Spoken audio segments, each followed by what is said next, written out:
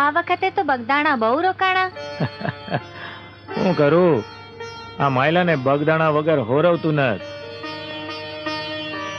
મન તો થાય છે કે બહુ આખો બગદાણા પડ્યો રહું. જ્યારે જ્યારે બગદાણા જાઉં છું ને ત્યારે એમ થાય છે કે આખા ભાવના દુઃખ ભાંગી જાય.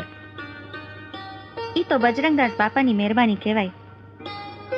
આ કહું છું, ગઈકાલે ઓલા વનેચંદ શેઠ આવેલા એના ઉઘરાણીના પૈસા લેવા, અને કહી ગયા છે કે છેલ્લું કી વાર કહી દઉં છું, મારી મૂડી ભલે રહી પણ વ્યાજ ઘણા વખતથી નથી દીધું, ઈ જલ્દી ચૂકવી દેજો. અરે એ શેઠની એક રાતી પાય મારે નથી રાખવી, પણ હું કરું? 2 વર્ષ થઈ ગયા દુકાળ પડ્યાને, કઈ ઉપજ નથી થઈ. તમે ચિંતા કરો માં, થઈ રહે. દઈ દે સમરથ શેઠ બાપા બજરંગદાસ. અરે ચિંતા હું કામ કરું? મારી ચિંતા કરવા વાળો તો બેઠો છે બાપો બજરંગદાસ.